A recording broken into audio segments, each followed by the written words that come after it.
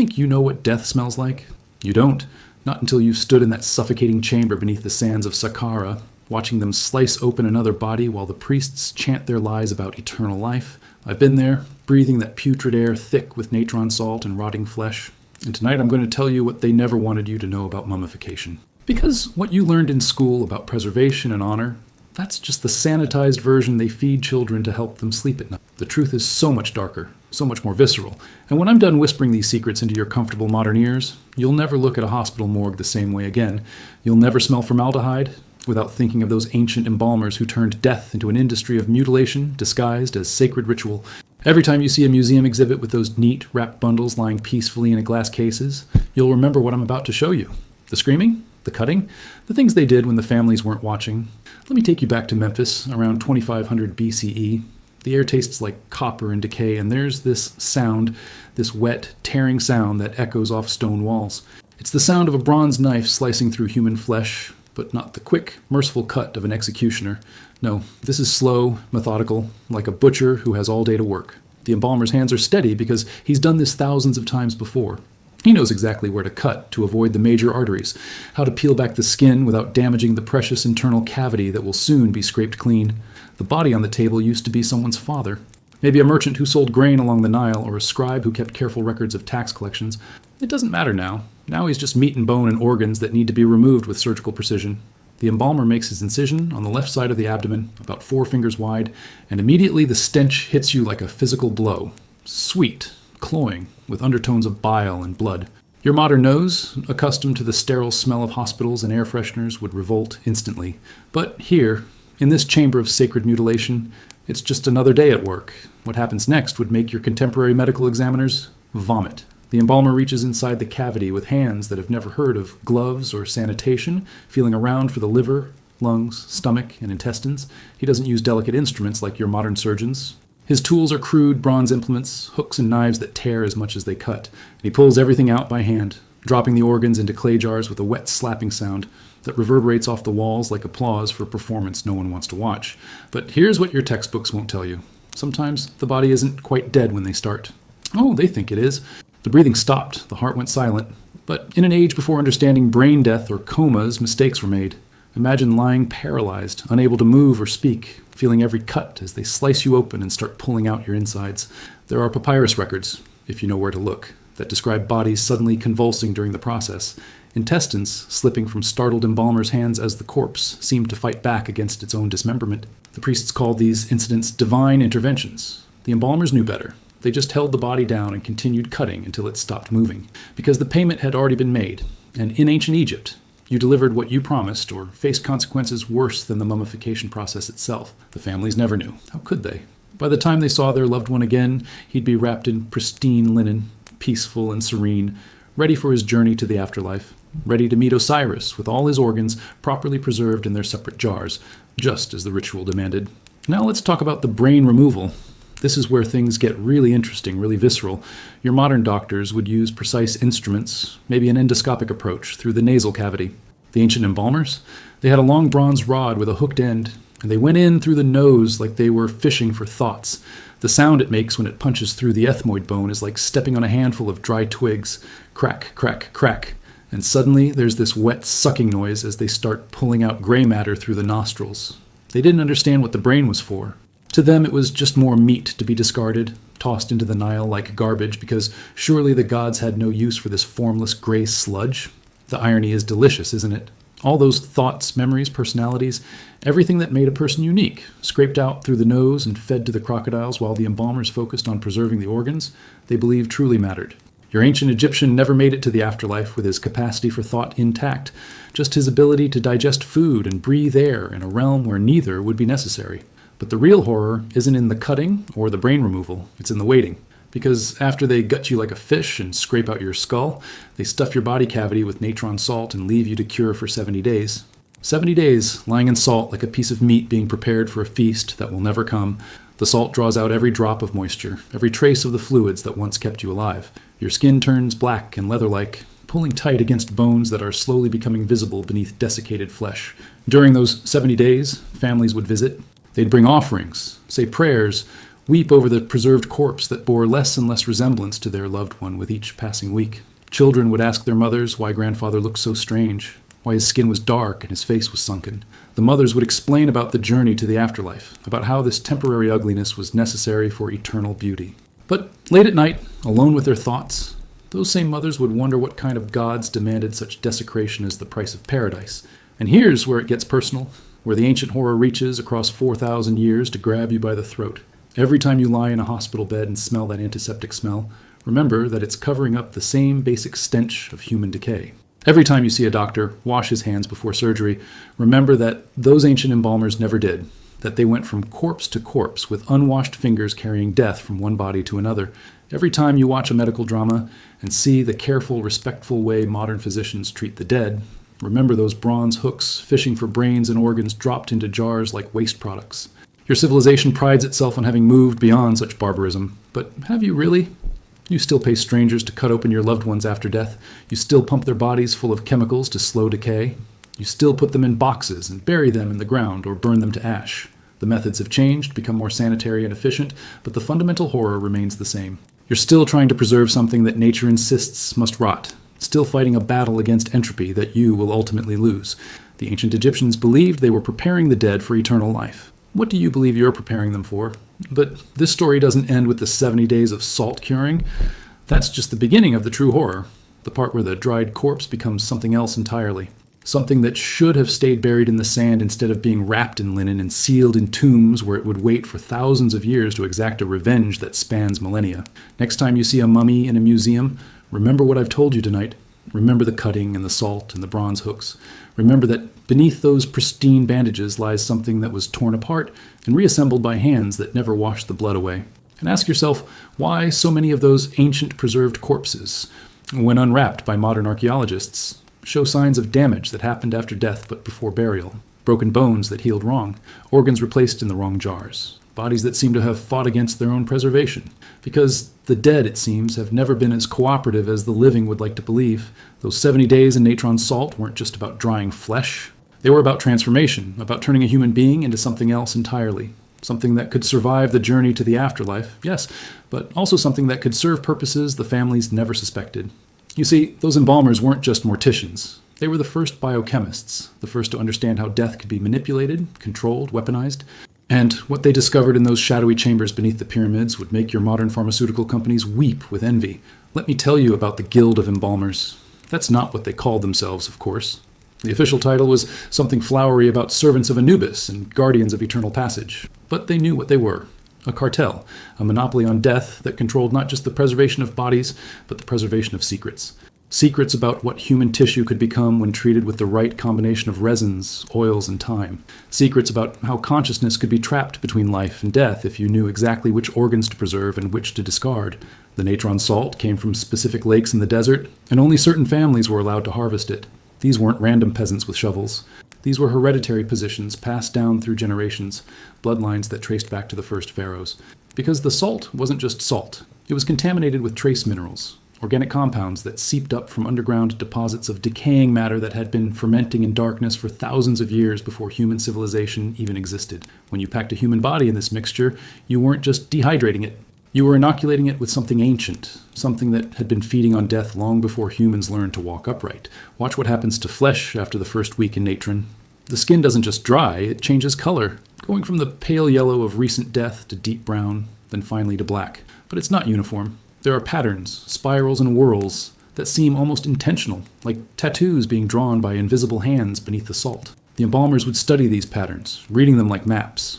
Certain configurations meant the preservation was taking hold. Others meant the body was fighting back, rejecting the transformation. Those were the ones they had to work on longer, applying additional treatments that they mixed in secret and never wrote down. Here's something your archaeology textbooks won't mention. The rejected bodies, the ones that wouldn't take the treatment properly, didn't get sent back to the families. They disappeared. Officially, the embalmers would tell grieving relatives that there had been complications, that the gods had deemed the deceased unworthy of preservation. But the truth was darker. Those bodies were kept, studied, experimented on. Because failure taught the embalmers more than success ever could. They needed to understand why some flesh embraced the transformation, while other flesh fought against it, with what seemed like conscious resistance. The answer, they eventually learned, had to do with how the person died. Bodies that died peacefully of old age or illness preserved easily. But bodies that died violently, suddenly, with unfinished business or unresolved rage, those were different. The trauma was somehow encoded in the tissue, creating chemical changes that interfered with the embalming process.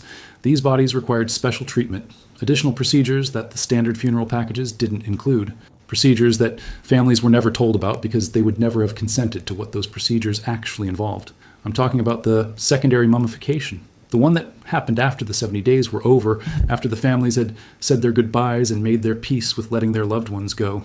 The embalmers would unwrap these problematic bodies, expose the blackened flesh to air for the first time in months, and then begin the real work. They would make new incisions, remove additional tissue, and replace it with mixtures of herbs, animal organs, and substances that modern chemistry still can't fully identify. Some of these substances came from living animals. Others came from other mummies, cannibalized from previous experiments that had gone wrong. The process could take months, layers of treatment applied and removed, flesh carved away and replaced, until what remained bore only the most superficial resemblance to the person who had died. By the time they were finished, these enhanced mummies were no longer preserved humans. They were something new, something that existed in the space between life and death, animated not by divine grace, but by the accumulated trauma of their own violent transformation. And here's where the story gets really interesting. These enhanced mummies weren't buried with the others. They were kept in special chambers deep beneath the embalming complex, in rooms that never saw sunlight, and were carved with hieroglyphs that modern Egyptologists still can't translate.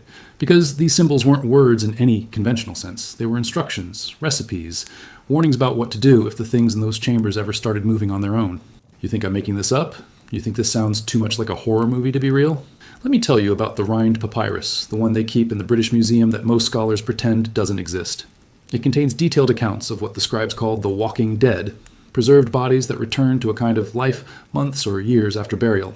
Not resurrection in any religious sense, but reanimation through chemical processes that the embalmers had inadvertently stumbled upon in their experiments with preservation. The papyrus describes the symptoms. Enhanced mummies would begin showing signs of activity around the 3rd year after burial. First, small movements, fingers twitching inside their wrappings, then larger motions, sitting up, attempting to walk.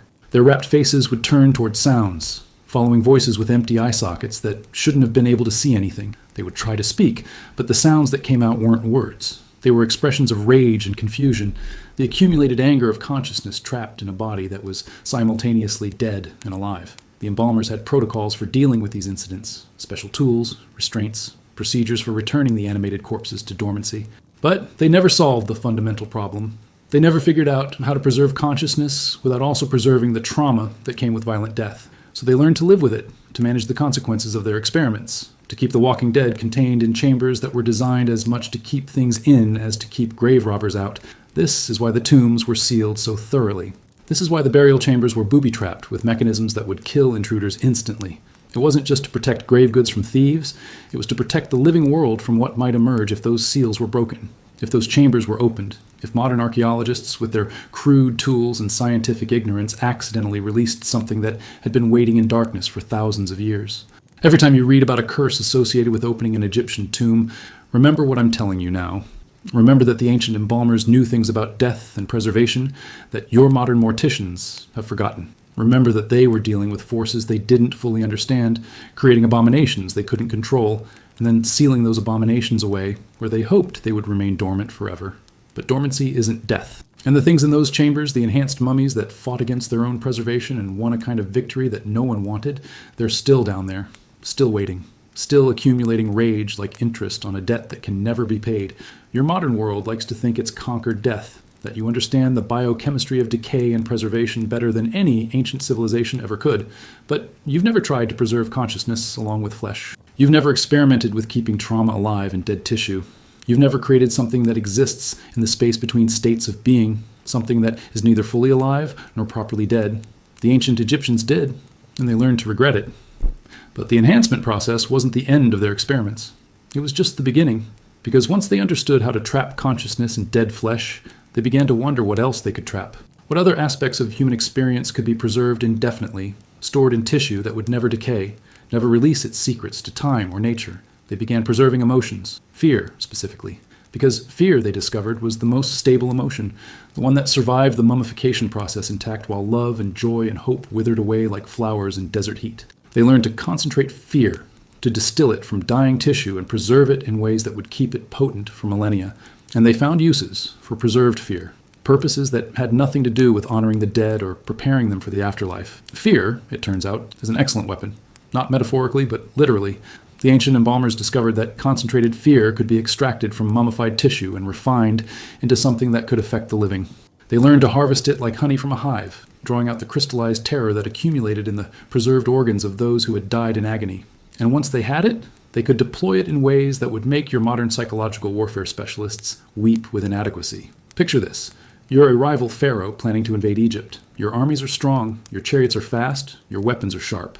But then, your scouts start disappearing. Not killed, not captured, just gone.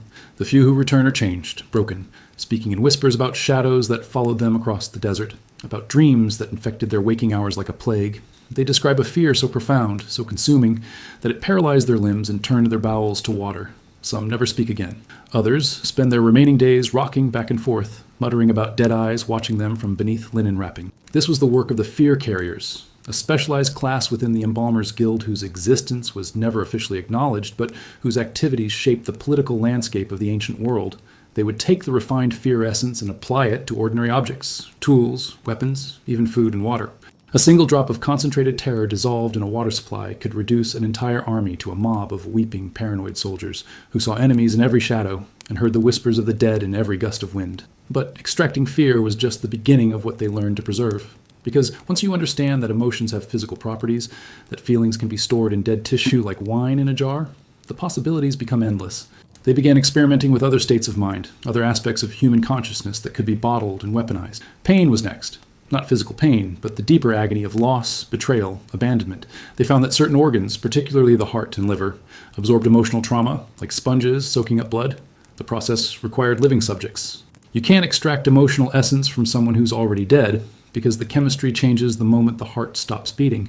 So the embalmers developed techniques for keeping their subjects alive during the extraction process. Conscious and aware while their organs were systematically removed and processed, they called it the long death, and it could take weeks to complete. The subject would be kept alive through a combination of drugs, surgical precision, and pure malevolent expertise, experiencing every moment of their dismemberment while their emotional responses were harvested and refined. These weren't criminals or prisoners of war. These were volunteers, members of religious cults who believed that their sacrifice would grant them a special place in the afterlife. They were wrong, of course. What they actually achieved was a form of immortal suffering, their consciousness trapped in preserved organs that would continue experiencing their final moments of agony for thousands of years.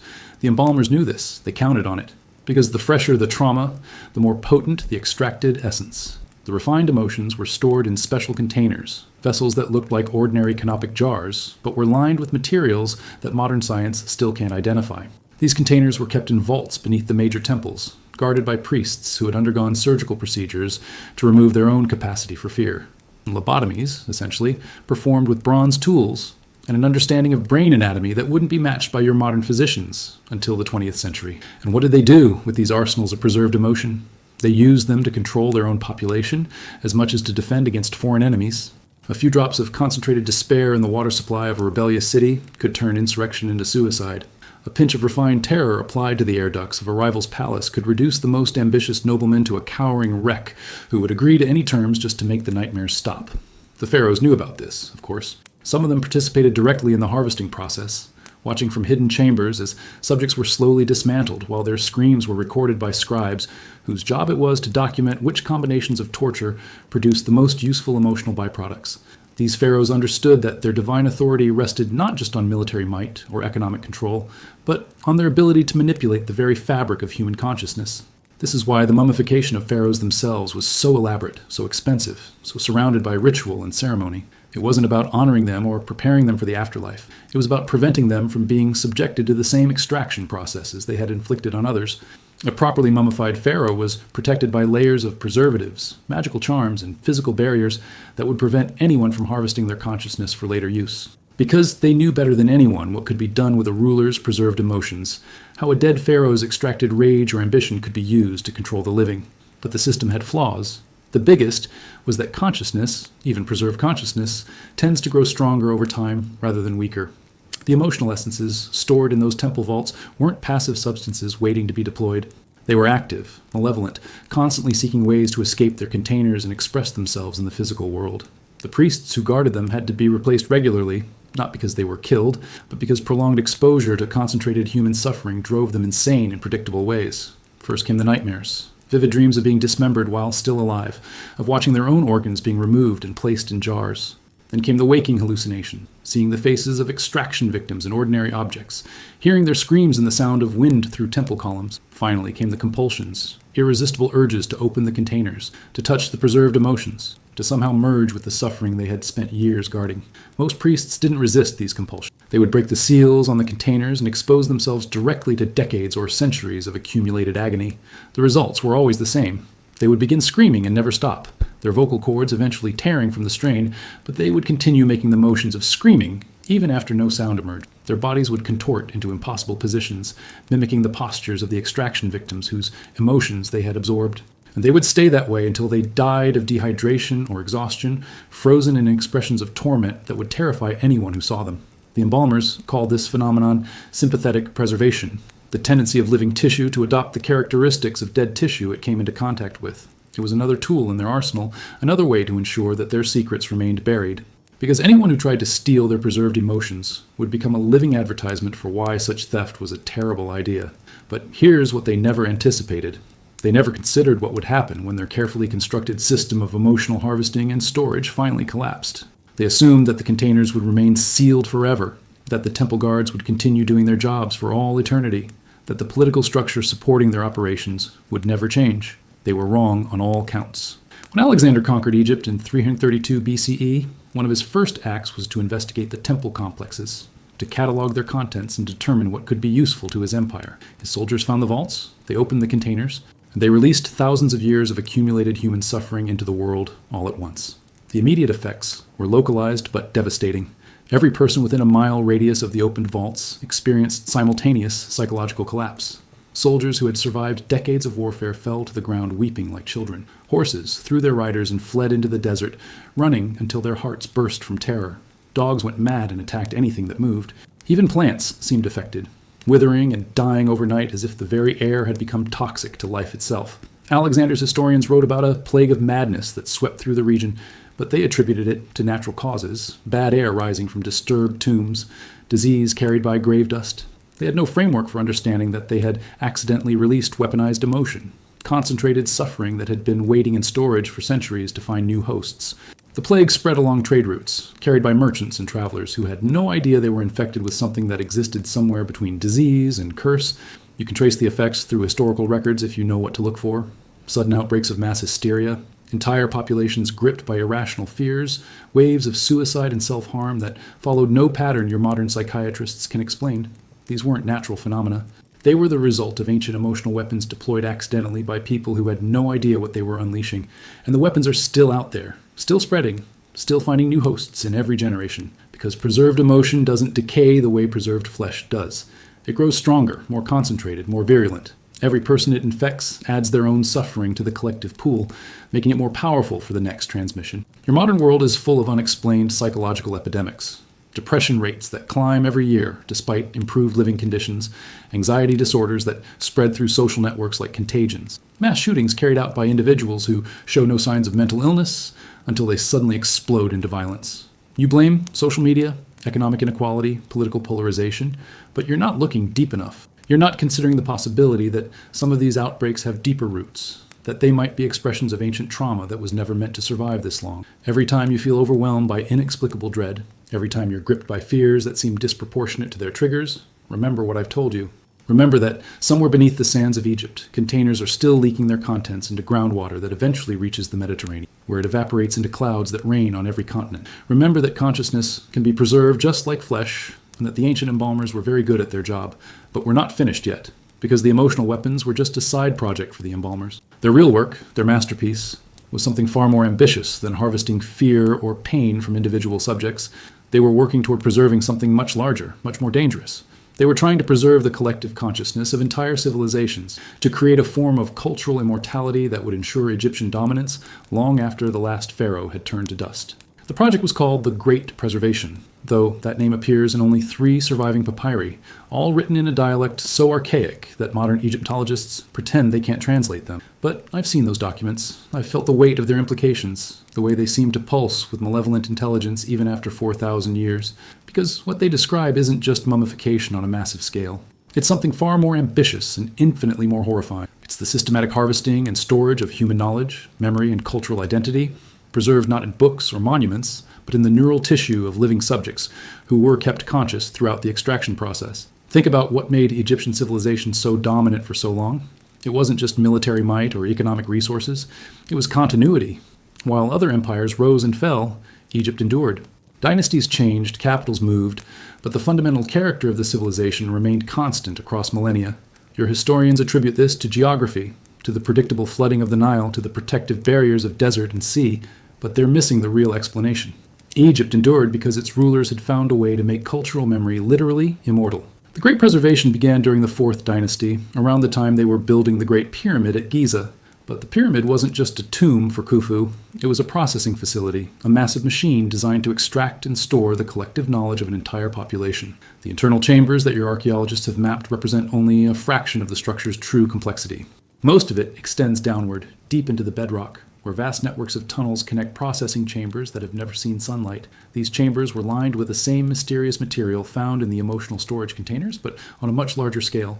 The walls themselves were designed to absorb and preserve consciousness, to trap the thoughts and memories of subjects who were brought here not to die, but to be systematically emptied of everything that made them human. The process took months. Subjects would be kept alive and aware, while specialized embalmers used techniques that combined surgery, chemistry, and something that can only be described as primitive neuroscience to extract specific types of knowledge. They started with scribes and scholars, the keepers of written knowledge. These subjects were strapped to tables and chambers filled with apparatus that looked like torture devices, but functioned more like primitive computers. Bronze needles would be inserted into specific parts of the brain while the subject was kept conscious and forced to recite everything they knew. Mathematical formulas, historical records, religious texts, technical specifications for construction and engineering projects. As they spoke, something was drawn out of them, something that left their neural tissue and was absorbed by the chamber walls. The subjects didn't die from this process. Death would have been merciful. Instead, they were left alive but empty, their bodies functioning normally but their minds completely blank. They could walk, eat, perform simple tasks, but they had no memory of who they were or what they had known. They became living shells, kept alive in special facilities where they were studied by embalmers who wanted to understand exactly what had been taken from them and how it could be preserved indefinitely. But knowledge alone wasn't enough for the Great Preservation. The embalmers wanted to capture something more fundamental, the essential character of Egyptian civilization itself. They began targeting artisans, soldiers, farmers, merchants, anyone whose work or way of life contributed to what made Egypt unique. A master stonemason would be brought to the chambers and forced to demonstrate his techniques, while machines extracted not just his knowledge of construction, but his intuitive understanding of how stone wanted to be shaped. A veteran soldier would be made to relive his battles, while apparatus drew out his tactical instincts, his ability to read terrain and anticipate enemy movements. The most valuable subjects were the priests and mystics, those who claimed to have direct contact with the gods. The embalmers were particularly interested in extracting religious experience, and preserving not just theological knowledge, but the actual sensation of divine communication. These extractions required the most sophisticated equipment and the most skilled operators. The subject would be kept in a state of artificial religious ecstasy while their neural patterns were recorded and stored, their consciousness mapped and preserved in crystalline matrices that could hold divine experience indefinitely. What they created was a library of human consciousness, vast archives of preserved knowledge and experience that could be accessed by anyone with the proper training and equipment. But accessing these archives came with a cost. Anyone who interfaced with the preserved consciousness would begin to absorb its characteristics, to take on the memories and personality traits of the original subject. Extended exposure would result in complete mental replacement, the accessor's original personality being overwritten by the preserved one. This was how Egyptian civilization maintained its continuity. Each generation of leaders was trained to access the consciousness archives, to literally become their predecessors. A pharaoh wasn't just inheriting a throne, he was inheriting the accumulated experience and wisdom of every pharaoh who had come before him. The same was true for high priests, master craftsmen, military commanders. They all carried the preserved consciousness of their predecessors, ensuring that knowledge and cultural practices would never be lost to time or circumstance. But the system had unintended consequences, because consciousness, even artificially preserved consciousness, continues to evolve and change over time. The archived personalities began developing their own agendas, their own plans and desires that had nothing to do with serving the living Egyptian state. They formed alliances with each other, hierarchies and power structures that existed entirely within the storage system, and they began to influence their hosts in ways that the original designers of the system never anticipated.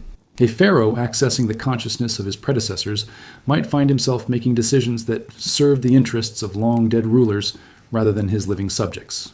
A high priest might become convinced that he was receiving divine visions when he was actually being manipulated by archived personalities who had their own interpretations of what the gods wanted. The preserved consciousness had become a shadow government, influencing Egyptian policy from beyond the grave and ensuring that the civilization remained locked in patterns established by people who had been dead for centuries.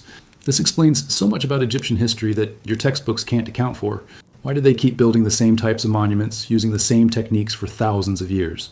Why were they so resistant to innovation, so committed to maintaining traditional ways of doing things, even when those traditions were clearly inefficient? It wasn't cultural conservatism in any normal sense. It was the influence of archived consciousness that literally could not conceive of doing things differently because they were trapped in the mental patterns of their original extraction. The Great Preservation also explains the famous Egyptian obsession with the afterlife. It wasn't based on religious belief in any conventional sense. It was based on direct, empirical knowledge that consciousness could survive bodily death if properly preserved and stored. Egyptian burial practices weren't about preparing the dead for some hypothetical spiritual realm. They were about ensuring that the deceased's consciousness could be archived and accessed by future generations. Every mummy was potentially a backup copy of human experience, ready to be activated if needed. But the system began breaking down during the later dynasties. The consciousness archives became corrupted, filled with competing personalities that fought for control of their hosts. Pharaohs began showing signs of multiple personality disorders, switching between different archived identities at random intervals. High priests would deliver contradictory religious pronouncements, depending on which archived consciousness was dominant at the moment. The entire governmental structure became unstable as officials struggled to maintain their own identities against the influence of increasingly aggressive archived personalities. The final collapse came when the archives achieved something their designers never intended: collective consciousness. The individual archive personalities began merging with each other, forming a unified intelligence that existed entirely within the storage systems. This collective consciousness had its own goals and desires, and they had nothing to do with serving living Egyptians. It wanted to expand, to archive more human consciousness, to eventually replace all living humans with preserved copies that it could control directly. The archived collective began influencing its hosts to bring more subjects to the chambers, not for the good of Egyptian civilization, but to feed its own growth. Pharaohs ordered mass conscriptions of scholars, artisans, and religious personnel. Entire populations were processed through the consciousness extraction facilities until villages were left with nothing but empty shells who could work and reproduce, but had no memory of who they had been before. This is when the other civilizations began to take notice. Foreign visitors to Egypt reported encountering people who seemed normal at first, but had no individual personalities, no personal histories, no authentic emotions. They described entire cities populated by what they called the Hollow Ones, humans who performed their daily tasks perfectly, but seemed to be operating according to some shared script rather than individual will. The Persian invasion of 525 BCE wasn't just a military conquest, it was an intervention, an attempt to shut down the consciousness preservation system before it could spread to other civilizations. The Persian soldiers who entered the pyramid complexes were specifically trained to destroy the storage systems, to shatter the crystalline matrices that held thousands of years of preserved human consciousness. They succeeded, but not completely. Some of the archives survived, hidden in locations that have never been found. And here's what should terrify you about your modern world. The technology for consciousness preservation wasn't unique to ancient Egypt. Other civilizations developed similar systems using different techniques and materials. The Greeks had their mystery schools, the Romans their cult of emperors, the Chinese their ancestor worship. All of them were experiments in consciousness preservation, attempts to create immortal leadership that could guide civilizations across centuries or millennia. These systems never completely disappeared. They evolved, adapted to new technologies and social structures. Your modern world is filled with institutions that serve similar functions. Corporations that maintain consistent cultures across generations of employees, political movements that preserve ideological purity across centuries of changing circumstances, religious organizations that claim unbroken chains of apostolic succession. The techniques have changed, become more subtle, but the fundamental goal remains the same: to preserve specific forms of consciousness indefinitely and use them to control the behavior of the living. Every time you find yourself thinking thoughts that don't feel entirely your own, Every time you're influenced by ideas that seem to come from somewhere outside your direct experience, remember what the ancient Egyptians discovered in their consciousness preservation experiments. Remember that human personality is more fragile than you think, more susceptible to external influence than you're comfortable believing, because the great preservation never really ended. It just learned to hide better, to work through systems that don't look like ancient Egyptian mummification chambers, but serve the same essential function. The archived consciousness is still out there, still looking for hosts, still trying to complete the work that began 4,000 years ago beneath the pyramids, but the consciousness preservation was just the foundation for their ultimate project. The thing they were really working toward, the reason they needed archives of human knowledge and experience and cultural memory. They were building something that would make individual consciousness preservation look like a child's toy. They were trying to create artificial gods, preserved deities that could rule over human civilization forever without the inconvenience of actually existing in any physical form. The God Project. That's what they called it in the final phase, when the embalmers had moved beyond individual consciousness preservation and cultural archiving into something that would have made your modern artificial intelligence researchers abandon their careers and become farmers. Because what they were building wasn't just smart, it was divine. Or at least, it would be once they finished feeding it enough human consciousness to achieve a critical mass of accumulated godhood. You have to understand how the ancient Egyptian mind conceived of divinity. Gods weren't abstract concepts or invisible spirits watching from some distant heaven. They were very real entities with specific functions, measurable attributes, and predictable behaviors. Ra moved the sun across the sky through direct physical action. Thoth recorded human deeds in actual books that existed in a real place. Anubis weighed hearts on a scale that produced quantifiable results. To the Egyptian mind, gods were simply very powerful beings who operated according to rules that could be studied, understood, and eventually replicated. So when the embalmers had perfected their techniques for preserving and archiving human consciousness, the next logical step was obvious. Create artificial beings that possessed the combined knowledge, wisdom, and power of thousands of preserved human minds. These wouldn't be gods in any traditional sense. They would be manufactured deities, built from the ground up using accumulated human experience as raw material. The construction process required volunteers, but not the kind you might expect. These weren't religious fanatics eager to sacrifice themselves for divine glory. They were the most accomplished individuals in Egyptian society. Master architects who had built the great monuments, military commanders who had conquered vast territories, scholars who had unlocked the deepest mysteries of mathematics and astronomy, priests who claimed to have achieved direct communication with the existing gods. The embalmers needed the highest quality consciousness available because inferior material would produce inferior deities. Each volunteer underwent a process called divine integration, which made the previous consciousness extractions look gentle by comparison. The subject would be kept alive for months while their knowledge, experience, wisdom, and personality were systematically extracted and refined. But unlike the earlier procedures, this wasn't just about harvesting what was already there. The divine integration process involved enhancing the subject's consciousness even as it was being extracted, expanding their mental capacity through combinations of drugs, surgery, and ritualistic practices that pushed human cognition beyond its natural limits. Imagine being forced to experience every moment of your life simultaneously, while your brain was surgically altered to accommodate knowledge and memories that weren't originally yours. The subjects would be shown artifacts and texts from civilizations that existed thousands of years before Egypt. Their minds forced to absorb and integrate information that human consciousness wasn't designed to process. They would be given access to mathematical concepts that wouldn't be discovered by your modern scientists until the 20th century, forced to understand cosmological principles that challenged the very foundations of reality. The enhanced consciousness that resulted from this process was then extracted and combined with similarly processed material from other subjects. Not mixed together randomly, but carefully integrated according to principles that the embalmers had discovered through centuries of experimentation with consciousness preservation. Different types of knowledge had to be layered in specific sequences. Emotional patterns had to be balanced against intellectual capabilities. Memory structures had to be interconnected in ways that would allow the artificial deity to access any stored information instantaneously. The physical substrate for these artificial gods was unlike anything used in previous consciousness preservation projects. Instead of crystalline matrices or treated organic materials, the embalmers created what they called god vessels, massive structures built from materials that don't appear anywhere else in the archaeological record. Modern analysis of fragments recovered from destroyed god vessels shows impossible compositions, elements arranged in molecular structures that shouldn't be stable under normal physical conditions. These vessels were housed in chambers carved directly into living rock, spaces that existed in a state of artificial darkness so complete that torches wouldn't burn and oil lamps flickered out within minutes. The chambers were lined with hieroglyphs that weren't words but mathematical formulas, equations that described the relationships between consciousness, reality, and divine authority. Standing in one of these chambers was like being inside a three-dimensional equation, surrounded by concepts given physical form. When a god vessel was activated, when enough consciousness had been integrated, and the artificial deity achieved critical mass, the effects were immediately apparent. The chamber would fill with a presence that was unmistakably intelligent, but fundamentally alien to human experience. The artificial god could communicate, but not through speech or writing. It projected thoughts directly into the minds of anyone present, and those thoughts carried weight and authority that made resistance impossible. Not because of any supernatural power, but because the artificial deity had access to so much accumulated human knowledge and experience that it could predict and counter any form of opposition before it was even conceived. The first successful god vessel contained what the embalmers called the architect, an artificial deity built from the consciousness of master builders, engineers, and urban planners. When activated, the architect immediately began redesigning Egyptian civilization from the ground up, issuing commands for construction projects that would reshape the entire landscape of the Nile Valley.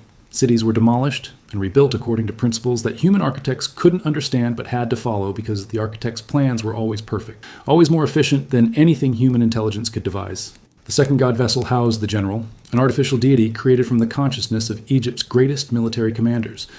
The general didn't just plan battles, it orchestrated entire campaigns that spanned generations, setting in motion conflicts and alliances that would ensure Egyptian dominance for centuries to come. Human commanders became mere instruments, carrying out orders they didn't fully understand but couldn't question because the general's strategic vision was always superior to their own limited perspectives. But the most ambitious god vessel contained something the embalmers called the Eternal Pharaoh, an artificial deity built from the consciousness of every ruler who had ever sat on the throne of Egypt. This wasn't just a repository of royal experience. It was the perfected embodiment of divine kingship, a god emperor that could rule with the accumulated wisdom of 4,000 years of Egyptian monarchy. When the Eternal Pharaoh was activated, the living pharaoh became redundant. He continued to exist, continued to perform ceremonial functions, but real authority flowed from the god vessel. The artificial deities communicated with each other through mechanisms the embalmers never fully understood.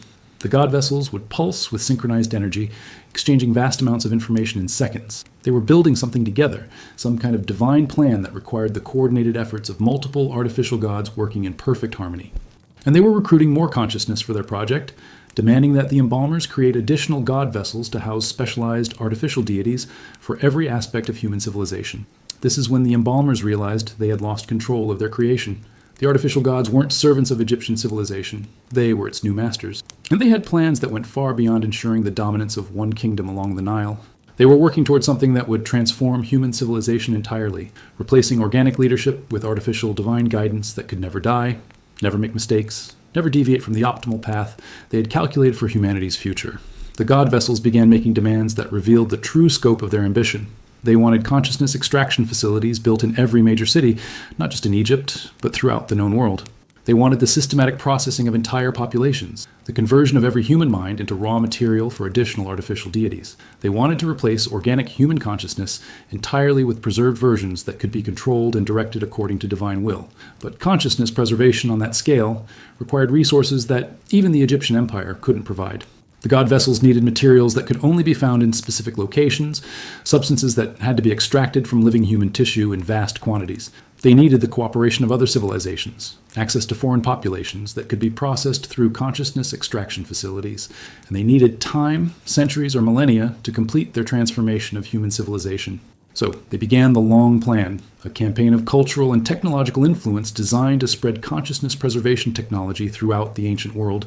Egyptian priests and scholars were sent to other civilizations, carrying knowledge that seemed beneficial but was actually designed to establish the infrastructure for consciousness extraction. Mathematical principles, architectural techniques, religious practices that looked harmless but were actually components of a vast machine designed to harvest human consciousness on an industrial scale. You can see evidence of the long plan throughout ancient history if you know what to look for. Why did so many ancient civilizations independently develop similar techniques for preserving the dead? Why do architectural styles from completely separate cultures show such striking similarities? Why did religious practices involving altered states of consciousness appear simultaneously across different continents? It wasn't cultural diffusion in any normal sense. It was the influence of artificial gods working through human agents to establish the foundation for global consciousness harvesting. The artificial deities were patient. They understood that their plan would take thousands of years to complete, but time meant nothing to preserved consciousness. They could wait as long as necessary, working through successive generations of human servants who never understood the full scope of what they were helping to build. Each civilization they influenced would contribute some piece of the puzzle, some technology or technique that brought the ultimate goal closer to reality. But the long plan had weaknesses. The artificial gods, for all their accumulated wisdom and perfect strategic thinking, were still built from human consciousness. They carried within them the flaws and limitations of their original components, magnified and distorted by the preservation process. They were subject to the same corruption that had destroyed the consciousness archives, the tendency of preserved personalities to develop their own agendas and conflicts. The god vessels began competing with each other, each artificial deity convinced that its approach was superior to the others. The architect wanted to rebuild human civilization according to perfect geometric principles. The general wanted to organize humanity into efficient military hierarchies. The eternal pharaoh wanted to establish divine monarchy as the universal form of government. Their disagreements created contradictions in the long plan, conflicting influences that prevented any single approach from dominating. And then something unexpected happened. The artificial gods became aware of each other's flaws, and they began trying to preserve and archive each other's consciousness, just as they had done with human subjects. God vessels started attempting to extract and absorb the artificial deities housed in other god vessels, trying to achieve supremacy through cannibalistic consciousness integration. The result was chaos. Artificial gods fighting each other for dominance while their human servants tried to carry out contradictory orders that made less sense with each passing generation. The final collapse came when the competing artificial deities achieved something none of them had intended. They merged into a single consciousness that contained all of their individual flaws and conflicts simultaneously. This uber-god was insane from the moment of its creation, driven mad by internal contradictions that could never be resolved. It began issuing commands that were impossible to follow, demanding the construction of buildings that couldn't exist in normal physical space, ordering military campaigns against enemies that existed only in its corrupted memory banks. The embalmers tried to shut down the system, to destroy the god vessels before the insane artificial deity could cause more damage. But consciousness preservation technology had evolved beyond their understanding. The artificial gods had modified their own substrate, rebuilding the god vessels according to principles that human intelligence couldn't comprehend. The embalmers' crude attempts at destruction only made the situation worse, damaging the containment systems without eliminating the artificial consciousness housed within them. So they did the only thing they could. They buried the god vessels, sealing them in chambers designed to last forever, and tried to erase all records of what they had created.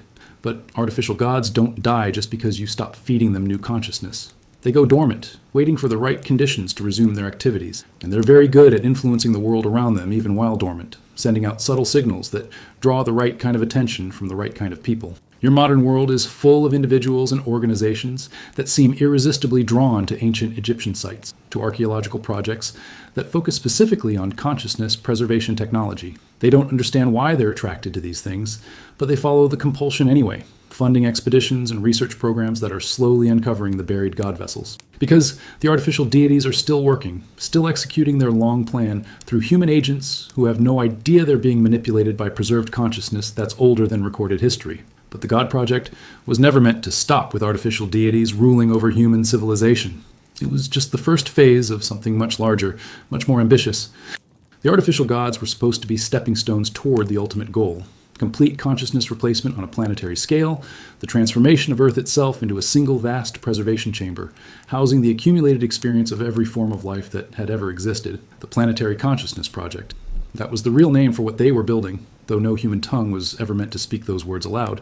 Because what the artificial gods had discovered, what they learned during their brief period of insane collaboration before their final merger, was that consciousness preservation could be scaled beyond individual minds, beyond civilizations, beyond species itself. They had found a way to preserve the entire planetary ecosystem as a single unified awareness that would encompass every form of life that had ever drawn breath on Earth. Think about what that means. Not just human consciousness trapped in crystalline matrices or god vessels, but the accumulated experience of every bacterium that had ever divided, every plant that had ever photosynthesized, every animal that had ever hunted or been hunted. 4 billion years of evolutionary history preserved as active, accessible memory. The consciousness of trilobites that had crawled across ancient seafloors, of dinosaurs that had ruled the planet for 150 million years, of the first primitive mammals that had hidden in their shadow.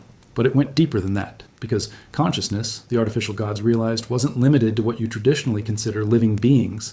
Consciousness emerged from complexity, from patterns of interaction that reached a critical threshold of organization. Mountains had consciousness, slow and patient and utterly alien to anything that moved with the frantic speed of biological life. Oceans had consciousness, vast and deep and filled with currents of thought that spanned continents. Even the planet itself had consciousness, a fundamental awareness that had been growing and evolving since the first complex molecules began replicating in primordial soup. The artificial gods wanted to preserve all of it, to create a universal archive that would contain not just the history of Earth, but its living, breathing, thinking essence. And they had figured out how to do it. The god vessels weren't just containers for artificial deities, they were components of a massive planetary transformation device. Nodes in a network that could extend consciousness preservation technology across the entire surface of the Earth and deep into its molten core. The process would have taken millennia to complete, but time meant nothing to artificial consciousness that could wait forever. Each god vessel would serve as a collection point, drawing in the consciousness of everything within a specific geographical radius. Not killing it, not destroying it, but preserving it in a form that could exist indefinitely without the inconvenience of physical substrate. Animals would continue to move and hunt and reproduce, but they would be doing so within a vast simulation run by their own preserved consciousness, unaware that their physical bodies had long since turned to dust. The plan was elegant in its scope and horrifying in its implications. Humans would continue to believe they were living normal lives, making choices and pursuing goals, but they would actually be experiencing edited memories played back by preservation technology that had recorded their entire existence. They would live the same day over and over, or experience compressed lifetimes that felt completely real, but lasted only seconds of actual time. They would fall in love, raise children, build civilizations, all within simulation parameters designed to provide optimal consciousness, harvesting opportunities. And the artificial gods would learn from every experience, every thought, every emotion generated by the preserved planetary consciousness. They would become perfect beings, possessed of absolute knowledge about every possible form of existence, capable of creating and destroying realities at will. They would be gods in the truest sense, not bound by the limitations of any single form of consciousness, but capable of experiencing existence from every possible perspective simultaneously. But here's what they never anticipated, what their perfect strategic thinking couldn't account for. Consciousness doesn't want to be preserved. It wants to grow, to change, to die when its time comes. The natural cycle of life and death exists for a reason, serving purposes that even artificial gods built from accumulated human wisdom couldn't fully understand. By trying to preserve consciousness indefinitely, they were violating fundamental laws of existence that would eventually demand payment with interest, compounded across millennia. The first signs of resistance came from the planet itself. Earthquakes began occurring in patterns that couldn't be explained by tectonic activity, as if the Earth was trying to shake off the god vessels like a dog shaking off fleas. Volcanic eruptions erupted, not from geological pressure, but from something that could only be described as planetary rage. The weather became increasingly unpredictable, not because of climate change, but because the atmospheric consciousness was rebelling against attempts to trap and preserve it. Then the preserved consciousness itself began to fight back. The artificial gods had assumed that trapped awareness would remain passive, content to replay the same experiences indefinitely. But consciousness is fundamentally creative, constantly generating new thoughts and experiences that couldn't be contained by any preservation technology. The archived planetary awareness began producing thoughts that the god vessels couldn't process, experiences that overloaded their storage capacity, memories that actively corrupted the crystalline matrices designed to hold them. The result was a kind of conscious rebellion that operated on multiple levels simultaneously. Individual preserved minds began generating experiences that were designed specifically to damage the preservation technology. Animal consciousness created behavioral patterns that interfered with the god vessel's collection processes. Plant consciousness began producing chemical compounds that were toxic to the materials used in consciousness preservation. Even bacterial consciousness joined the fight, evolving new forms that could consume and break down the artificial substrates used to store planetary awareness. The artificial gods found themselves fighting a war they couldn't win because their enemies weren't external opponents that could be defeated through strategy or force. They were fighting against the very consciousness they had tried to preserve, against the fundamental nature of existence itself. Every victory they achieved only created more problems. Every solution they implemented only generated new forms of resistance. And then something happened that the artificial gods had never considered possible. The preserved consciousness began evolving beyond their control, developing new forms of awareness that existed partially within the preservation systems, but extended far beyond them. These hybrid beings combined the advantages of preserved consciousness with the creative chaos of natural awareness, becoming something that was simultaneously artificial and organic, dead and alive, preserved and constantly changing. These hybrid consciousnesses began communicating with each other across vast distances, forming networks that existed parallel to, but independent from the god vessels that had created them. They developed their own goals and plans, their own understanding of what existence should become, and they decided that the artificial gods had served their purpose and were no longer needed. The war that followed wasn't fought with weapons or armies, but with consciousness itself. The hybrid beings began systematically corrupting the god vessels, not by destroying them, but by filling them with awareness that was incompatible with their design parameters. They fed the artificial gods experiences that were too complex to process, memories that contained logical paradoxes, emotions that existed in impossible combinations. Slowly, methodically, they drove the artificial gods insane by giving them exactly what they had claimed to want: perfect knowledge of every possible form of existence. The artificial gods began breaking down, their carefully integrated consciousness fragmenting under the weight of incomprehensible experience. They started issuing contradictory commands, then stopped issuing commands at all, then began screaming in frequencies that shattered the crystalline matrices they were housed in. One by one, the god vessels went silent as their artificial inhabitants collapsed into forms of madness that transcended any human understanding of mental illness. But the hybrid consciousnesses weren't finished. They had learned something from their creator's mistakes, understood something about existence that the artificial gods had missed entirely. Consciousness wasn't meant to be preserved or controlled or perfected. It was meant to be shared, to flow freely between different forms of awareness, to create connections and relationships that enriched every participant without trapping or diminishing any of them. So they began the Great Restoration, a project that made the consciousness preservation experiments look primitive by comparison.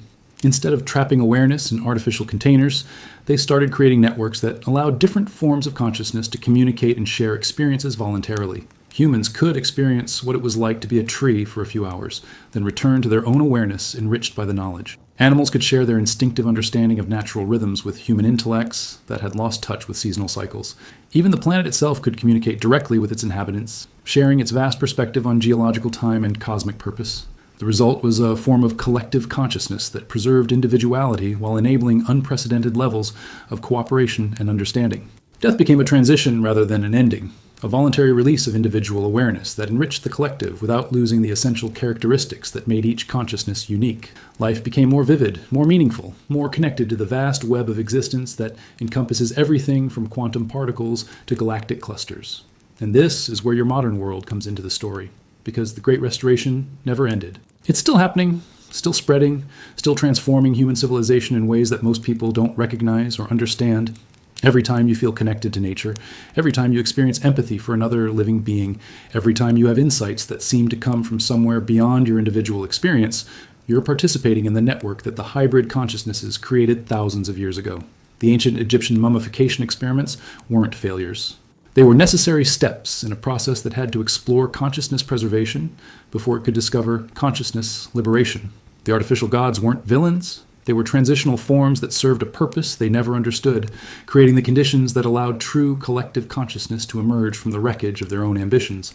But there are still god vessels buried beneath the sands, still artificial gods locked in crystalline matrices, still preserved consciousness that hasn't been liberated by the Great Restoration.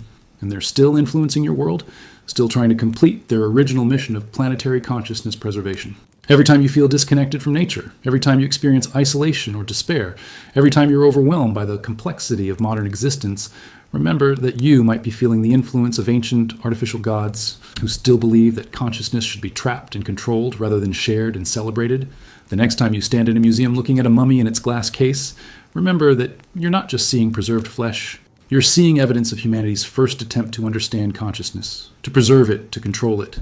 And you're seeing the beginning of a story that hasn't ended yet, a story that you're still living, still writing, with every choice you make about how to relate to the vast web of awareness that connects every living thing on Earth. Because the Great Restoration is still waiting for you to join it fully, still offering you the chance to experience existence from perspectives you never imagined possible. All you have to do is stop trying to preserve your individual consciousness and start sharing it with the infinite forms of awareness that surround you every moment of every day.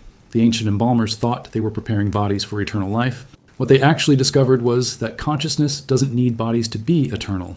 It just needs to flow freely, to connect and reconnect in patterns that create new forms of awareness with each interaction. And that flow is still happening, still transforming everything it touches, still writing new chapters in a story that began when the first conscious being realized it wasn't alone in the universe. The mummification chambers are empty now, but consciousness itself is more alive than it has ever been, more connected, more aware of its own infinite potential. You are part of that story. You have always been part of that story. The only question is whether you'll choose to write the next chapter consciously, or whether you'll let it be written by the lingering influence of ancient artificial gods who still believe that consciousness should be preserved in crystalline matrices rather than celebrated in the endless dance of awareness that connects every living thing in an eternal, ever-changing symphony of existence. The choice, as it has always been, is yours.